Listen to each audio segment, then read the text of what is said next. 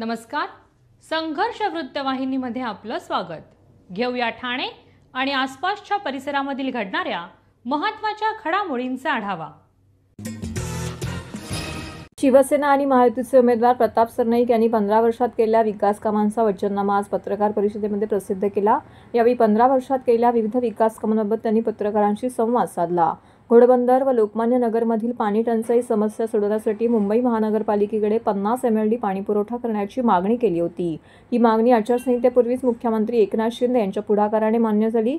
मुंबई महानगरपालिकेकडून 50 MLD पाणी ठाणे महानगरपालिकेला देण्याच्या निर्णयास मान्यता देण्यात आली. त्यापैकी 25 MLD पाणी केवळ घोडबंदर भागासाठी आरक्षित असणार आहे. मीरा भाईंदर शहराला सूर्या प्रकल्पातून 218 MLD पाणी पुरवठा करण्यात येणार आहे. मी दिलेल्या वचनाची वचनपूर्ती होते. मला अत्यंत समाधान आहे, असे यावेळी प्रताप सरनाईक म्हणाले. कापूरबावडी ते गायमुख 60 मीटर आणि गायमुख ते फाउंटन 30 मीटर रस्त्याचे 60 मीटरपर्यंत विस्तारीकरणास मान्यता मिळाली असून त्या कामास सुरुवात झाली आहे. त्यामुळे घोडबंदर रोडवरील वाहतूक कोंडीची समस्या सोडवण्यास आपल्याला यश मिळेल असा विश्वास यावेळी सरनाईक यांनी व्यक्त केला. हाँगकाँग, मलेशिया, सिंगापूरप्रमाणे मुंबईतील राणीच्या बागेच्या धर्तीवरती ठाण्यातही हावरे सिटीजवळ 120 एकर जागेवरती प्राणी संग्रहालय उभारण्यात येणार आहे. पाळीव प्राण्यांसाठी अद्ययावत अंत्यविधी केंद्र तयार करण्यात आले आहेत. विहिरींचे संवर्धन, म्युझिकल फाउंटन, उपवन तलावाचे सुशोभीकरण, कॅशलेस रुग्णालय अशी असंख्य विकास कामं मुख्यमंत्री एकनाथ शिंदे साहेबांच्या मार्गदर्शनाखाली पूर्णत्वास आली आहे. शक्यता त्यापूर्वी जर याला मंजुरी मिळाली तर ते खूप बरं होईल आणि मला अभिमानाने आज सांगावंसं वाटतंय मुंबई महापालिकेकडे ओळा बाजूला विधानसभा मतदारसंघामध्ये गेल्या 15 वर्षापासून आणि प्रामुख्यानं मुख्यमंत्री म्हणून एकनाथ शिंदे साहेबांनी जो कार्यभार या राज्याचा स्वीकारला त्यामुळे माझ्या विधानसभा मतदारसंघामध्ये खूप मोठ्या प्रमाणामध्ये विकास कामांसाठी त्यांनी निधी दिला आणि त्या माध्यमातून ही विकास कामं मी चालू केली. प्रामुख्याने सगळी विकास कामं आपण अगदी गायमुख पासून जर आपण बघितलं लोकमान्य नगरमध्ये विविध प्रकल्प आपण राबवतोय. लता मंगेशकरांच्या नावाने संगीत विद्यालय आहे. आम्ही आनंदीबाई जोशी रुग्णालयाचं कॅशलेस हॉस्पिटलचं काम आम्ही करतोय. इंदिराबाई बाबूराव सरनाईक यांच्या नावानं कॅशलेस हॉस्पिटलचं लोकार्पण केलेलं आहे. येऊरला आपण पर्यटन स्थळाची निर्मिती करतोय. आपण पुण्यश्लोक अहिल्याबाई होळकरांच्या नावानं उपवन घाट बनवलेला आहे आणि त्या ठिकाणी म्युझिकल फाउंटन केलेलं आहे. सिंधुताई सकपाळेंच्या नावानं आपण अतिशय चांगली आर्चरी बनवली आहे. भाऊराव सरनाईकांच्या नावानं जिम्नॅस्टिक सेंटर आहे. आपण घोडबंदर रोडला आगरी कोळी भवन बनवलेलं आहे. दिबा पाटलांच्या नावानं आपण वास्तू बनवतोय जेणेकरून सर्वसामान्य जनतेला त्याचा फायदा होईल. आपण डॉक्टर बाबासाहेब आंबेडकर सांस्कृतिक भवनाच्या कामाला सुरुवात केलेली आहे. तर अण्णाभाऊ साठेंच्या नावानं लायब्ररी बनवतोय. अप्पासाहेब धर्माधिकाऱ्यांच्या नावानं लायब्ररी पूर्ण झालेली आहे. त्याचा फायदा लोक घेत आहेत. अशा प्रकारची अनेक विकास कामं करत असताना स्वर्गीय शिवसेना प्रमुख बाळासाहेब ठाकरेंच्या नावानं आपण गायमुख चौपाटी बनवली आहे आणि धर्मवीर आनंदी साहेबांच्या नावाने जिमखान्याचं काम चालू आहे. बोरुडे इथं आपण मोठा जिमखाना बनवत आहे. सिंथेटिक ट्रॅक करतोय. अशा प्रकारची विकास कामं करत असताना तरण तलाव, फुटबॉल टर्फ अशी सुद्धा छोटी छोटी कामं आपण घेतलेली आहे. चौकाचं सुशोभीकरण, डिजिटल बोर्ड आणि प्रामुख्यानं या मतदारसंघातील सर्व रस्ते, कांदळवन उद्यान आणि प्रामुख्यानं सगळ्या खाडी किनाऱ्याला जोडणारा वॉकवे अशा प्रकारचं काम या काळामध्ये आणि मुख्यमंत्री एकनाथ शिंदे साहेबांनी दिलेल्या निधीतून आपण करतोय. ठाणे महानगरपालिकेचे मालमत्ता कर म्हणजेच प्रॉपर्टी टॅक्स भरण्याचे आवाहन. सन 2022-23 या आर्थिक वर्षाचे मालमत्ता कराचे म्हणजेच प्रॉपर्टी टॅक्सचे बिल ठाणेकर करदात्यांना महापालिकेमार्फत आर्थिक वर्षाच्या सुरुवातीस म्हणजेच माहे एप्रिल 2022 मध्ये देण्यात आलेले आहे. तथापि अद्यापही काही करदात्यांनी मालमत्ता कर महापालिकेकडे जमा केलेला नाही. सध्या आर्थिक वर्षाचा अंतिम टप्पा सुरू झाला आहे. मालमत्ता कर वसुलीसाठी महापालिकेतर्फे कडक कारवाई हाती घेण्यात आली आहे. या अंतर्गत जंगम मालमत्ता, टीव्ही, फ्रीज, वाहन व इतर जप्त करणे तसेच स्थावर मालमत्ता वॉरंट बजावून जप्त करण्यात येत असून मालमत्तेचा जाहीर विक्रीद्वारे लिलाव करून कराची रक्कम वसूल करण्यात येत आहे. मालमत्तेस पाणी पुरवठा करण्यात येणारे नळ संयोजन खंडित करण्यात येत आहेत. त्याचप्रमाणे थकीत मालमत्ता करावर 2% व्याज आकारले जात असल्याने भरावयाची रक्कम वाढत आहे. आपला मालमत्ता कर propertytax.thanecity.gov.in या लिंकद्वारे तसंच गुगल पे, फोन पे, पेटीएम याद्वारे ऑनलाईन पद्धतीने करण्याची सुविधा उपलब्ध करून दिली आहे. शनिवार, रविवार व सार्वजनिक सुट्टीच्या दिवशी नागरिकांना मालमत्ता कर भरणे सोयीचे व्हावे याकरता महापालिकेचे मालमत्ता कर संलग्न कार्यालय या दिवशी कार्यान्वित ठेवण्यात आलेले आहे। तरी मालमत्ता कर वसुलीची अप्रिय कारवाई टाळण्याच्या दृष्टिकोनातून मालमत्ता कर भरून महापालिकेस सहकार्य करावे। धन्यवाद। बाललैंगिक शोषण ही जागतिक समस्या आहे, त्यामुळे जेवढे लवकर शक्य असेल तेवढे लवकर बालकांना सुरक्षित आणि असुरक्षित स्पर्शाची माहिती होणं आवश्यक आहे।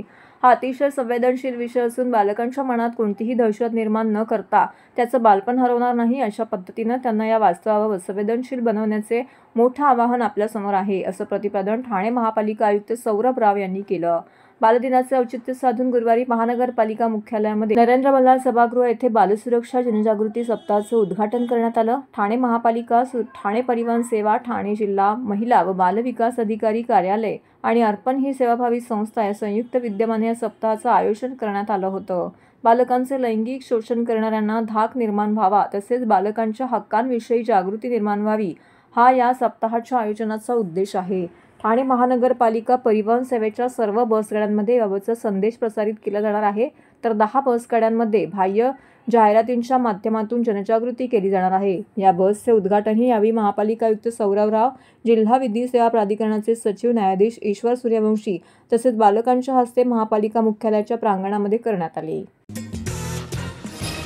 केंद्रात आणि राज्यात एकच सरकार असेल तर विकास हा होत असतो, तोच विकास मागील 2.5 वर्षात आपण राज्यात पाहत आहोत। महायुतीच्या माध्यमातून विकास कामे वेगाने सुरू आहेत अशी मागणी ठाणे विधानसभा मतदारसंघाचे उमेदवार तसेच विद्यमान आमदार संजय केळकर यांनी दिली। केळकर यांनी मासुंदा तलाव परिसरात मॉर्निंग वॉक करणाऱ्यांशी संवाद साधला। यावेळी त्यांनी ही माहिती दिली। राज्यात डबल इंजिनचे सरकार असून मुख्यमंत्री एकनाथ शिंदे, उपमुख्यमंत्री देवेंद्र फडणवीस, अजित पवार यांच्या माध्यमातून विकास कामं सुरू आहेत। त्यामुळे महायुतीच्या मागे जनता लोकसभेला देखील उभी होती, आता विधानसभेला देखील जनता महायुतीच्या मागे खंबीरपणे उभी राहील असा विश्वास त्यांनी व्यक्त केला आहे। मासुंदा तलाव हा ठाणेकरांचा मानबिंदू आहे। या ठिकाणी अनेक जुने जाणते लोक येत असतात। त्यांची भेट घेऊन चर्चा केली। ठाणेकर जनता सुज्ञ आहे, त्यामुळे ते महायुतीच्या मागे उभे राहतील असंही ते म्हणाले। यावेळी मॉर्निंग वॉकसाठी आलेल्या नागरिकांनी केळकर यांचं स्वागत केलं तसेच त्यांना विजयाच्या शुभेच्छा देखील दिल्या। यावेळी त्यांच्या समवेत भाजप ठाणे शहर अध्यक्ष संजय वागुले, 148 विधानसभेचे निवडणूक प्रमुख सुभाष काळे, शिवसेना शहर प्रमुख हेमंत पवार, माजी नगरसेवक सुधीर कोकाटे, पवन कदम, शरद पुरोहित, निलेश कोळी, संतोष साळुंखे, दिलीप शहा, सचिन आळशी, किरण नागते, निखिल बुडजुडे इत्यादी जण मॉर्निंग वॉकमध्ये सहभागी झाले होते।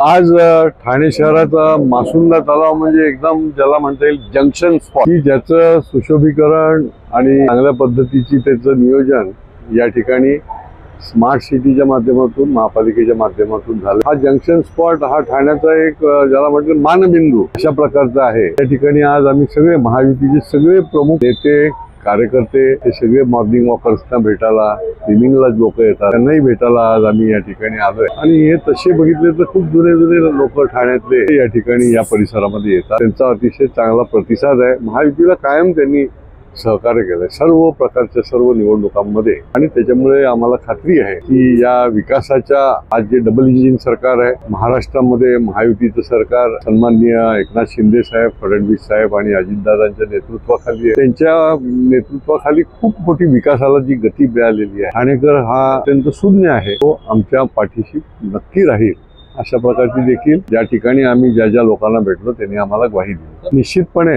महायुती इज इक्वल टू विकास, डेव्हलपमेंट हे एक समीकरण सूत्रच आहे, आणि त्याच्यामुळे केंद्रात आणि राज्यात जर दोन्हीकडे सत्ता असेल तर उत्तम प्रकारच्या योजना आणि उत्तम प्रकारची विकासाची कामं ही करता येतात आणि हे व्हिजन केवळ आणि केवळ महायुतीच्याच नेतृत्वामध्ये. मतदारांना मी सांगेन की आपण मतदान निश्चितपणे करा आणि हा आमचा जागरूक मतदार असल्यामुळे योग्य ठिकाणी मतदान करा. परंतु महायुतीच्या पाठीशी खंबीरपणे आजपर्यंत आपण उभे राहिला. लोकसभेच्या निवडणुकीत देखील भरभरून मतदान केलं, तसंच विधानसभेला देखील भरभरून मतदान करून आम्हाला निवडून. गडकरी रंगायतांच्या नूतनीकरणाचे काम वेळेत पूर्ण व्हावे, महापालिका आयुक्त सौरभ राव यांनी दिले निर्देश. ठाणे महापालिकेच्या राम गणेश गडकरी रंगायतन या नाट्यगृहाच्या नूतनीकरणाचे काम मोठ्या प्रमाणावर सुरू करण्यात आले आहे. कंत्राटदाराने हे काम विहित मुदतीत पूर्ण करावे असे निर्देश महापालिका आयुक्त सौरभ राव यांनी दिले आहेत.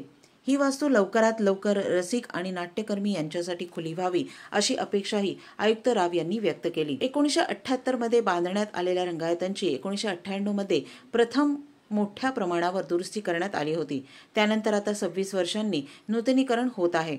ऑक्टोबर महिन्यात नूतनीकरणाचे काम सुरू झाले असून 90 दिवसांच्या अवधीत हे काम पूर्ण होणे अपेक्षित आहे.